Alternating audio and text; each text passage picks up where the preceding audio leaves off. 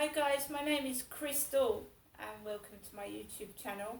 I'm sitting in the chair my mum gave me. This was my father's garden chair, Derek's chair, that he used to sit in at the back of Durrell Gardens a couple of times.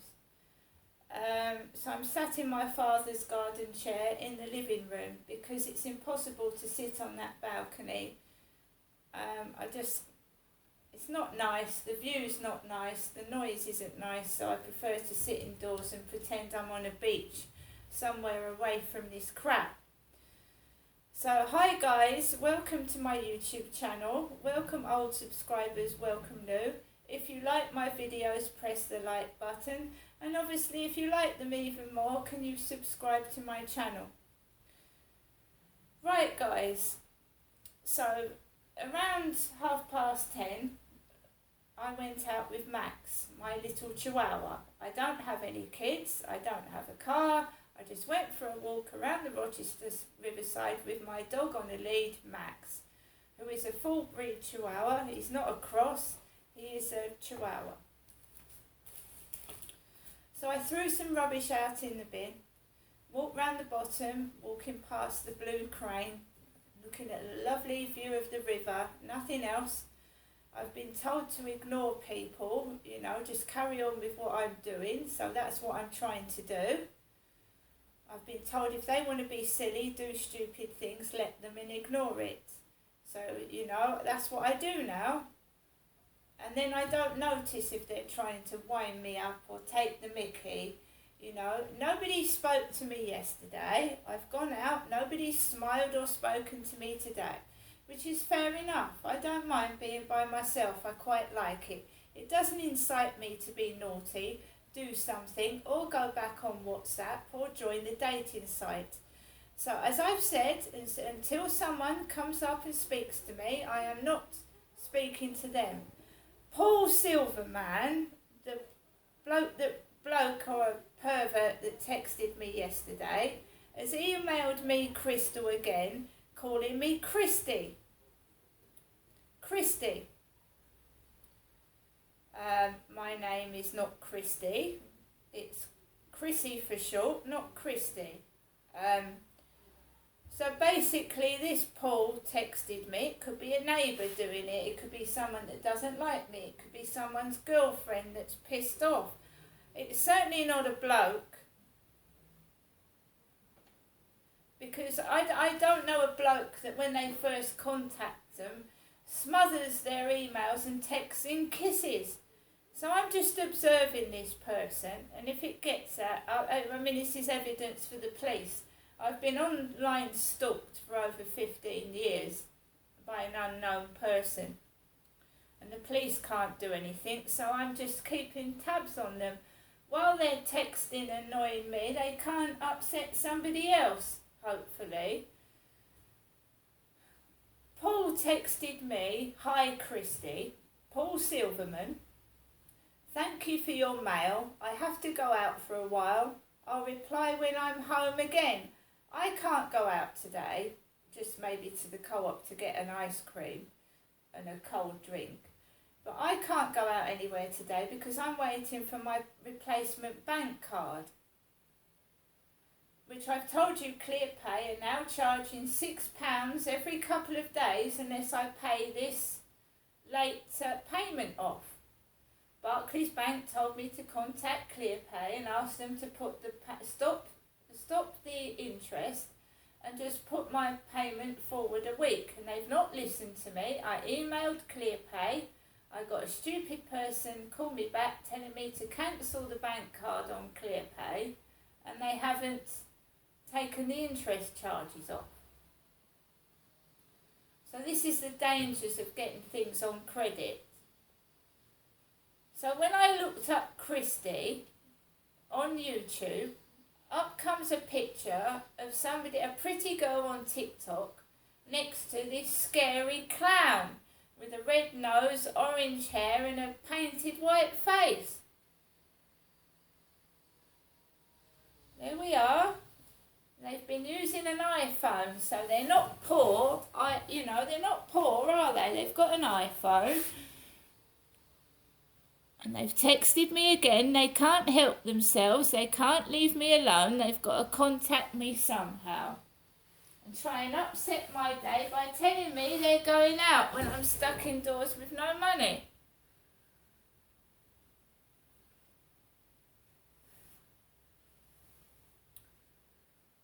So,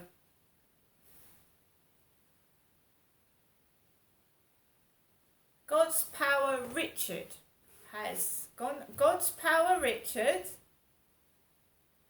My name's Crystal. So God's Power and Faranmi Ogidi.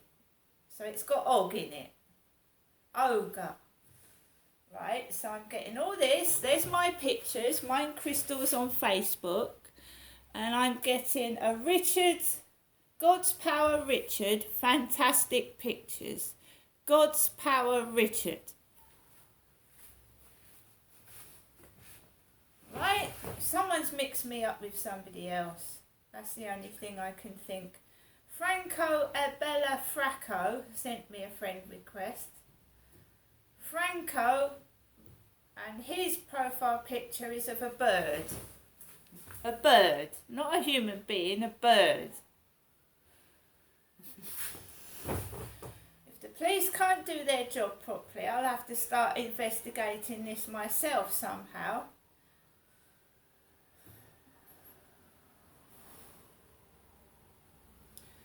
So I went out after some people from the Countryside Development were stood opposite, talking to the Olive character across the road. So the younger woman in a little two-piece short set with sunglasses on was talking to the Countryside people outside Ines apartments. I don't like a crowd of people, so I waited for them to disperse. There was 5 or 6 of them outside Ines apartments, stood overlooking. I'd had a phone call from my mum telling me that she was going to sit at home on the sofa all day. So one of the ladies from the Countryside, whatever it was, looked over and yawned. She yawned. She had glasses on like me, and she yawned like something was boring or she was fed up. It's been pretty quiet in here lately. There's been hardly any noise, and I've just been getting on doing my stuff, right, what I do.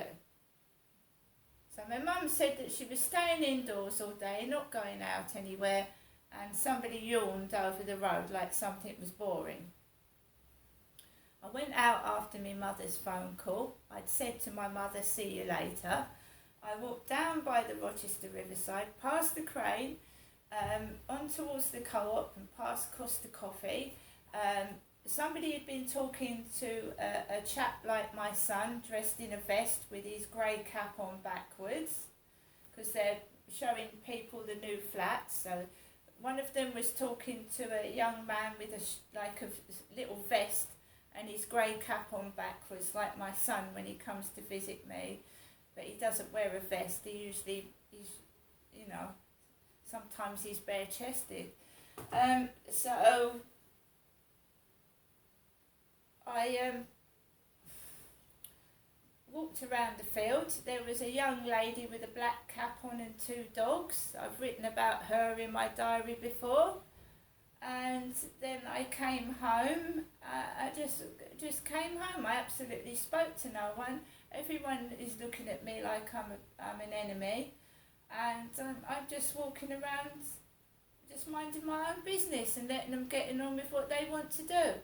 There is no point in getting cross with people in the street because you're stressed about what's going on in your life, because that's what can happen.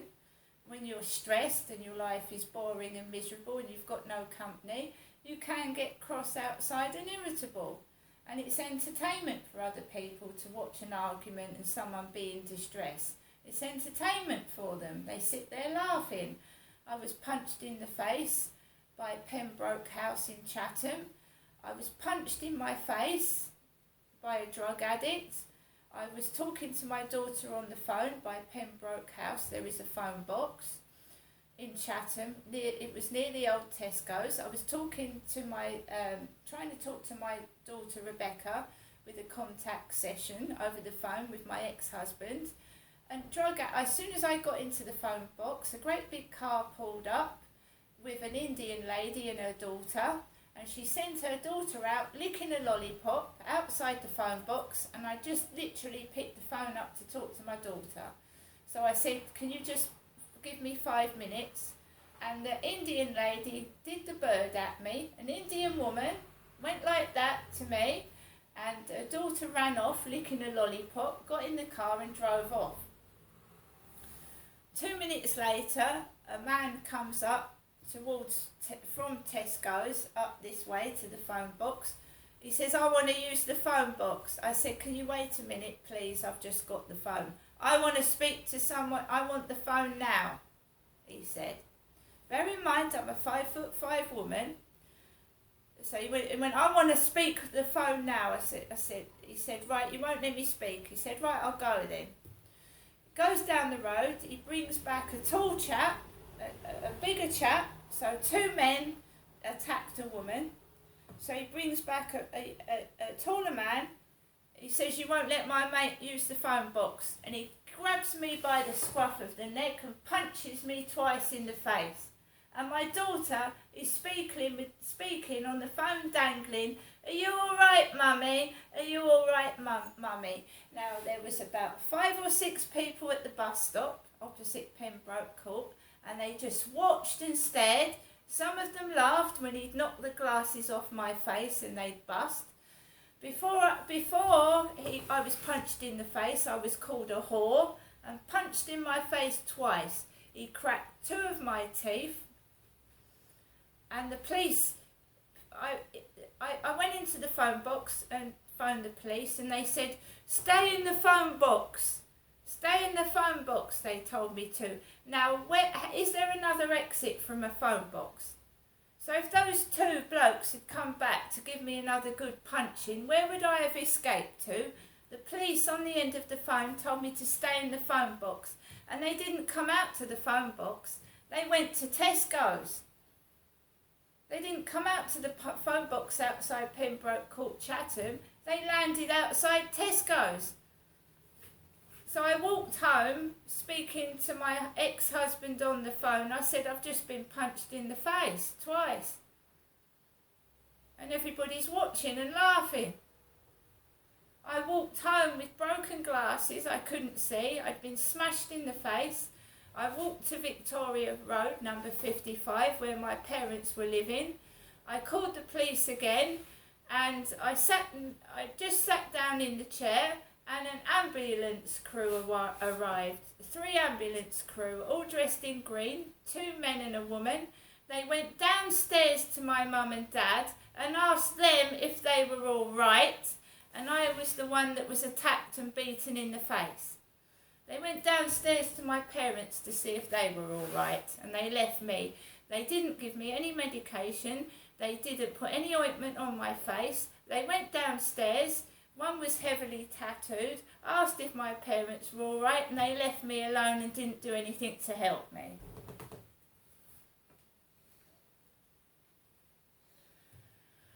Right, when I asked for compensation because I suffered damage to my face and teeth, they told me there was no witnesses, there was no CCTV footage, and I couldn't have any compensation. And this has happened every time I've been attacked, or I call the police, somebody tells them, oh, it's her again, she's mad, and they don't even bother to come out and do anything. Right, I'm sick and tired of it. Sick and tired of it. I mean, who sends a little Indian girl to lick lollipops outside a phone box and gets a man to call me a whore while I'm on the telephone to my daughter?